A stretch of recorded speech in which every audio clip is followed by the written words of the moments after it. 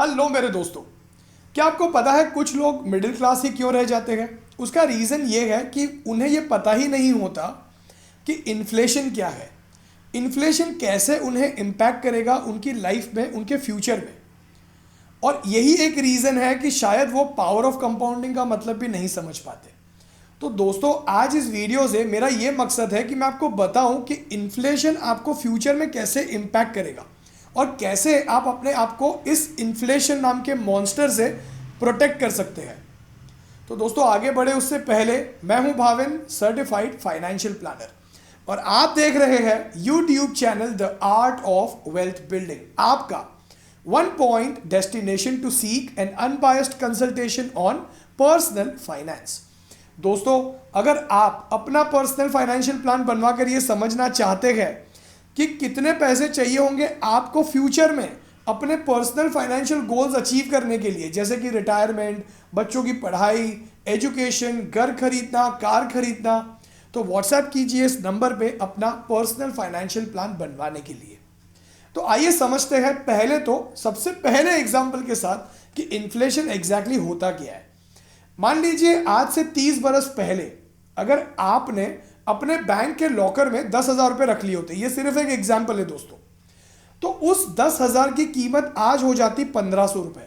अब आप सोचोगे भाई ये कैसे पॉसिबल है, 10,000 तो 10,000 ही रहेंगे ना। दोस्तों, मैं बात कर रहा हूं परचेजिंग पावर की।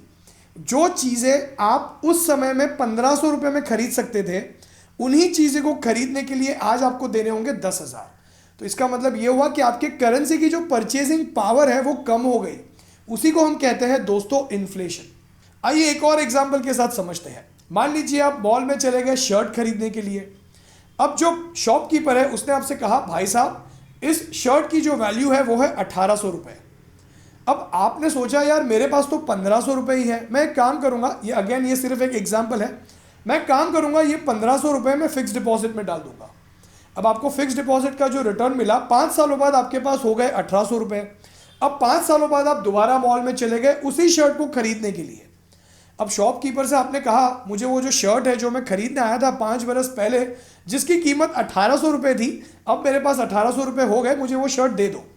शॉपकीपर ने कहा, अरे भाई साहब किस दुनिया में जी रहे हो आप, ये जो शर्ट है इसकी वैल्यू 1,800 रुपये थी 5 सालों पहले, आज इस शर्ट की कीमत है 2,400 रुपये। इस शर्ट का जो दाम है वो बढ़ गया। अब आप सोचोगे जब मैं 5 साल पहले आया था तब मेरे पास सिर्फ 300 रुपये कम थे, लेकिन आज उस शर्ट की कीमत हो गई 2,400 रुपये और मेरे पास है सिर्फ 1,800 रुपये। आज मेरे पास करीब करीब 600 रुपये कम पड़ रहे हैं। इसका क्या मतलब हुआ दोस्तों, आपको ये लगा कि आपके पैसे ने आपको 300 रुपया कमा के दिया, लेकिन असलियत में आपके करेंसी की वैल्यू वो हो गई कम। आज पहले आपको शॉर्टफॉल था 300 रुपये का, आज आपको शॉर्टफॉल है 600 रुपये का। तो ये एक गलती है जो लोग करते हैं, जो अपने पैसों को इन्फ्लेशन बीटिंग रिटर्न्स के लिए इन्वेस्ट नहीं करते। तो ये आप कैसे बीट करोगे वो भी हम आगे देखेंगे। लेकिन दोस्तों, पहले तो आइए समझते हैं कि इन्फ्लेशन आपको कैसे इंपैक्ट करेगा फ्यूचर में। सबसे पहले समझते हैं कॉस्ट ऑफ एजुकेशन की। मान लीजिए आपका, मान लो एक दो बरस का बच्चा है, आज से मान लो 15 या 18 या 20 बरस के बाद, मान लो 20 बरस के बाद आपका बच्चा, आज अगर किसी को इंजीनियरिंग करना है, या मान लो आज से 20 साल पहले अगर किसी को इंजीनियरिंग करना होता, तो इंजीनियरिंग का जो कॉस्ट है वो था करीब करीब 1.5 लाख रुपए। ये मैं बात कर रहा हूँ 2001 की। लेकिन वही 2021 में 20 सालों बाद उसी इंजीनियरिंग का कॉस्ट बनता है करीब करीब 10 लाख। अब आप सोचोगे कि अगर 10 लाख का कॉस्ट है तो क्या 20 बरस बाद भी सेम रहेगा? नहीं दोस्तों, ये है इन्फ्लेशन। अगर 10% से भी महंगाई बढ़ती है तो आज के इंजीनियरिंग का 10 लाख आपको तभी का चाहिए होगा 68 लाख रुपीस, अगर मैं 10% की महंगाई पकड़ के चलता हूं तो। ये तो हुआ सिर्फ इंजीनियरिंग। अगर आप चाहते हो कि आपका बच्चा डॉक्टर बने तो 2001 का 15 लाख का खर्चा आज का 1 करोड़ का होता है। और यही खर्चा जब 2041 की अगर हम बात करें 20 बरस बाद, तो आज का 1 करोड़ तभी का आपको चाहिए होगा करीब करीब 6.25 crore, 6 crore 78 lakh rupees to be precise. यही अगर हम बात करें पायलट, अगर किसी के बच्चे को पायलट बनना है तो 2001 की अगर हम बात करें तो 10 लाख में कोई इंसान पायलट बन सकता था। लेकिन यही अगर हम बात करें 2021 की तो करीब करीब 70 लाख रुपए चाहिए होते हैं। और यही 2041 में आपको चाहिए होंगे 4.5 लाख रुपए। तो दोस्तों, आपको सोचना है फ्यूचर का। अगर एमबीए की बात करें तो 1.5 या 2 लाख में 2001 में एमबीए बन जाता था कोई इंसान। वही आज की अगर हम बात करें तो 10 लाख रुपए चाहिए होते हैं, लेकिन यही अगर हम 2041 की बात करें तो आपको चाहिए होंगे करीब करीब 68 लाख रुपीस। तो दोस्तों इस तरीके से आपको इन्फ्लेशन इम्पैक्ट करेगा फ्यूचर में। तो अगर आपको ये नहीं पता है कि इन्फ्लेशन क्या होता है तो इस वीडियो के जरिए समझिए कि इन्फ्लेशन आपको फ्यूचर में कैसे इम्पैक्ट करेगा। आइए समझते हैं कुछ और एग्जाम्पल्स के साथ। अगर हम बात करें 2001 की तो 15,000 में एक फैमिली का घर चल जाता था, लेकिन वही अगर हम बात करें 2021 की तो वही 15,000 का जो खर्चा होता था वो आज हो गया है 50,000, और यही खर्चा 2041 में आज से 20 बरस बाद रहेगा 1,60,000 रुपया महीना। तो दोस्तों ये है impact of inflation on your future. क्या आपको पता है अब इन्फ्लेशन क्या होता है? क्या आप समझ रहे हो ये कितना इनविजिबल मॉन्स्टर है, ये आपको कैसे इम्पैक्ट कर रहा है ये? आइए समझते हैं कुछ और एग्जांपल्स के साथ। कई लोग मुझे ये कहते हैं कि 1 करोड़ रुपया अगर मेरे बैंक अकाउंट में आ जाए तो मैं सुखी हो जाऊंगा, मुझे लगेगा कि मैं बहुत अमीर बन गया हूं। क्या आपको पता है 1 करोड़ जो आज का 1 करोड़ है, जो चीज़ें आज आप 1 करोड़ में खरीद सकते हो वही चीज़ें आप 20 बरस पहले, अगर मैं 6% इन्फ्लेशन पकड़ लूँ तो आप वही चीज़ें खरीद सकते थे सिर्फ 29 लाख रुपीज़ में। यानी तब का 29 लाख रुपीज़, आज का आपको चाहिए 1 करोड़। क्या आपको लगता है फ्यूचर में आपको 1 करोड़ इनफ होगा? नहीं। 2041 में आज के 1 करोड़ की चीज़ें खरीदने के लिए आपको तभी का देना होगा करीब करीब 3 करोड़ 20 लाख रुपए। तो अगर आपके मन में ये वहम है कि 1 करोड़ मिल जाएगा तो मैं सुखी हो जाऊंगा, नहीं दोस्तों, 1 करोड़ की कोई वैल्यू नहीं रहने वाली 20 बरस बाद। तो आपको फाइनेंशियल प्लानिंग करनी है फ्यूचर वैल्यूज को देख के। तो दोस्तों अगर आप अपना पर्सनल फाइनेंशियल प्लान बनवा कर ये समझना चाहते हैं कि फ्यूचर में आपको कितने पैसे चाहिए होंगे तो व्हाट्सएप कीजिए इस नंबर पे अपना पर्सनल फाइनेंशियल प्लान बनवाने के लिए। आइए कुछ और एग्जाम्पल्स के साथ समझते हैं। कुछ दिनों पहले हमारे क्लाइंट ने मुझे फोन करके बोला, मतलब क्लाइंट तो नहीं थे वो, मतलब क्लाइंट बनना चाहते थे, लेकिन एजेंट ने मुझे कहा है कि आप अगले 20 सालों के लिए 10,000 रुपए निवेश कर दो, आपको 36 या 36 या 37 लाख मिलेंगे आज से 20 बरस बाद। तो उन्होंने ये सोचा कि यार 37 लाख उनके लिए बड़ी अमाउंट थी। उन्होंने सोचा 37 लाख रुपीस इनफ हो जाएंगे, मतलब मैं अगर बैंक में रख दूंगा तो मुझे साल का जो है 2-2.5 लाख का ब्याज मिलेगा, महीने के 15-20 हज़ार, क्या चाहिए और मुझे पैसिव इनकम आती रहेगी। लेकिन वो शायद इन्फ्लेशन को कंसिडर करना भूल गए। जब मैंने उनको बताया कि तब के 36 लाख की वैल्यू आज के बस 10 लाख के बराबर होगी, तब उनको रियलाइज हुआ यार आज तो 10 लाख की कोई वैल्यू नहीं होती। तो दोस्तों कई लोग निवेश करते हैं जस्ट बिकॉज उन्हें ये बड़े बड़े नंबर्स बताए जाते हैं, लेकिन वो लोग इन्फ्लेशन को कंसिडर करके ये नहीं समझते कि तब की वैल्यू आज के बराबर कितनी है। अगर आप ये समझना शुरू कर दो तो आई कैन अश्योर यू आप इन्फ्लेशन को बहुत सीरियसली लेना शुरू कर दोगे। अब मैंने कई सारे और भी एग्जाम्पल्स देखे जहाँ पे लोगों ने कितने प्रकार के इन्फ्लेशन होते हैं वो भी समझाया, लेकिन हम इस टॉपिक पे ज़्यादा डिस्कस नहीं करेंगे क्योंकि मैं चाहता हूं कि आप समझो कि इन्फ्लेशन का इम्पैक्ट आप पे क्या होने वाला है, आपको क्या प्रिकॉशंस लेने चाहिए। तो आइए दोस्तों अब समझते हैं कि इन्फ्लेशन से बचने के लिए आपको क्या प्रिकॉशंस लेने चाहिए, और इन्हें समझे उससे पहले अगर मेरे दिए गए एग्जाम्पल से आपको ये समझ में आया कि इन्फ्लेशन क्या होता है, और अगर आप चाहते हो कि आपके दोस्त, आपके फैमिली मेम्बर्स के साथ भी आप ये नॉलेज बढ़ाओ, तो प्लीज़ दोस्तों इस वीडियो को शेयर कीजिए, बताइए उन्हें कि इन्फ्लेशन होता क्या है और कैसे इम्पैक्ट करेगा इन्फ्लेशन आपकी लाइफ में, आपके पर्सनल फाइनेंस को। दोस्तों इस वीडियो से कुछ और सीखने मिला, मुझे मोटिवेट करना चाहते हैं तो प्लीज़ दोस्तों इस वीडियो को लाइक ज़रूर कीजिए और अपने कमेंट्स छोड़िए कि आपको क्या सीखने मिल रहा है और कैसे हम जो है और भी अच्छे अच्छे टॉपिक्स आपके लिए ला सकते हैं। तो दोस्तों अभी समझते हैं कि इन्फ्लेशन से बचने के लिए 4 उपाय, बहुत ही सिंपल उपाय है।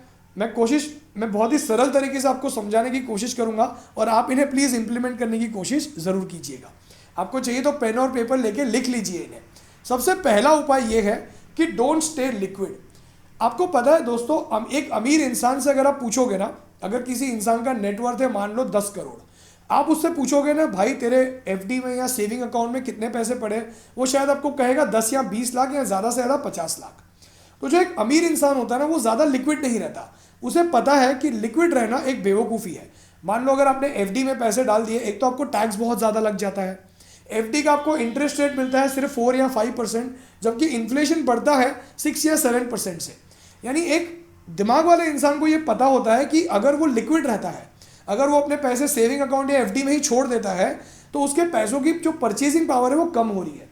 तो सबसे पहला उपाय ये है कि सिर्फ अपने इमरजेंसी जो फंड है उतना ही रखिए लिक्विड में, उससे ज़्यादा लिक्विड रहने की ज़रूरत नहीं है। हो सके उतना लिक्विड मत रहिए, ऐसे जगहों पे इन्वेस्ट कीजिए जो इन्फ्लेशन बीट कर सके। तो यही है मेरा सेकेंड पॉइंट कि convert your money into inflation beating assets to retain the purchasing power of your money. मान लीजिए आपने अपने पैसों को अपनी इन्वेस्टमेंट कैपेसिटी के हिसाब से स्टॉक्स में डाल दिया, म्यूचुअल फंड्स में डाल दिया, गोल्ड खरीद लिया, रियल एस्टेट खरीद लिया, तो आप जितना जल्दी अपने पैसों को कन्वर्ट कर दोगे एसेट्स में, चाहे वो पेपर एसेट हो, चाहे वो फिजिकल टेंजिबल एसेट हो जिसको आप टच कर सकते हो जैसे गोल्ड या रियल एस्टेट, तो उतना जल्दी आप अपने करेंसी को डिटोरिएट होने से, आपके करेंसी की परचेसिंग पावर को कम होने से आप बचा रहे हो। क्यों? क्योंकि गोल्ड है, रियल एस्टेट है, म्यूचुअल फंड्स है, जो भी है, ये इन्फ्लेशन को बीट करते हैं और ये समय के साथ साथ अप्रिशिएट होते हैं।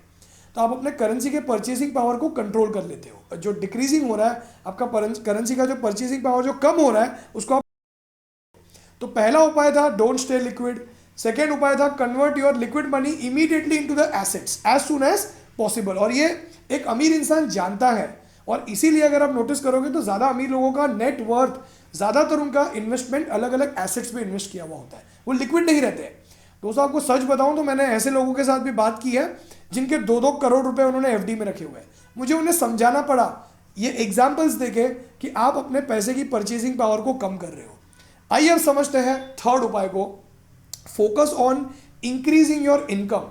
दोस्तों आपका टारगेट होना चाहिए हर 7 साल में आपकी सैलरी डबल होनी चाहिए। अगर हम रूल ऑफ 72 अप्लाई करते हैं तो हर 7 साल में अगर आपकी सैलरी डबल हुई तो आपकी सैलरी हर साल 10% से करीब करीब बढ़नी चाहिए।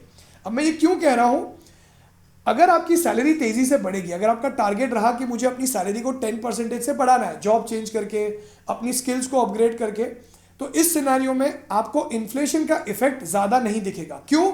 क्योंकि आपकी जो सैलरी है वो इन्फ्लेशन से ज़्यादा तेजी से बढ़ रही है। तो आप अपने इन्वेस्टमेंट को भी ज़्यादा तेजी से बढ़ाओगे और आप वेल्थ क्रिएशन ज़्यादा तेजी से करोगे। एफडी में और सेविंग अकाउंट में जब आप पैसे रखते हो दोस्तों, तो आप इन्वेस्ट नहीं कर रहे हो दोस्तों, आप क्या कर रहे हो, आप सिर्फ सेविंग कर रहे हो। क्योंकि वो पैसा टैक्स कटने के बाद और इन्फ्लेशन के साथ एडजस्ट होने के बाद आप वेल्थ नहीं क्रिएट कर पाओगे।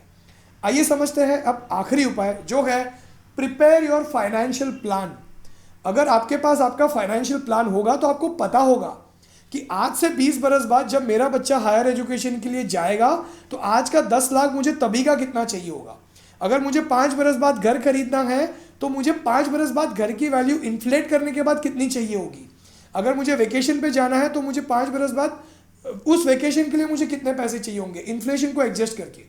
तो दोस्तों जब आपका फाइनेंशियल प्लान आपके सामने होता है तब आपको ये रियलाइज होता है कि आपको फ्यूचर में कितने पैसे चाहिए होंगे और उसकी तैयारी आप आज से करना शुरू कर देते हो।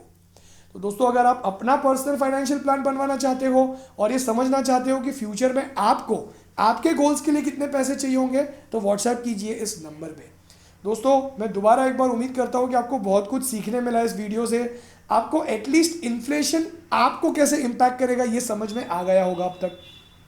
और आप ये वीडियो अपने फ्रेंड्स और फैमिली मेम्बर्स के साथ शेयर ज़रूर करोगे, मुझे लाइक करके, इस वीडियो को लाइक करके मुझे मोटिवेट ज़रूर करोगे। दोस्तों आप हमारा यूट्यूब चैनल मेंबरशिप ज्वाइन कर सकते हो जिसकी लिंक मैंने नीचे डिस्क्रिप्शन में दी हुई है। आप हमारा टेलीग्राम चैनल मेंबरशिप भी ज्वाइन कर सकते हो, टेलीग्राम चैनल जिसकी लिंक भी मैंने नीचे डिस्क्रिप्शन में दी हुई है। आप हमारी वेबसाइट भी विजिट कर सकते हो theartofwealthbuilding.com। और अगर अब तक आपने ये चैनल सब्सक्राइब नहीं किया और अगर आप हर संडे और वेडनेसडे वाले वीडियोस की नोटिफिकेशन पाना चाहते हो और अपना फाइनेंशियल इंटेलिजेंस बढ़ाना चाहते हो, अपने आप को स्मार्ट बनाना चाहते हो, तो अभी सब्सक्राइब कीजिए इस चैनल पे, बेल आइकन पे क्लिक कीजिए तो हमारे वीडियो अपलोड होते ही आपको नोटिफिकेशन मिलेगा आपके स्मार्टफोन पे। और दोस्तों इस वीडियो को यहाँ तक देखने के लिए और अपना कीमती समय देने के लिए आपका बहुत बहुत धन्यवाद। God bless you all.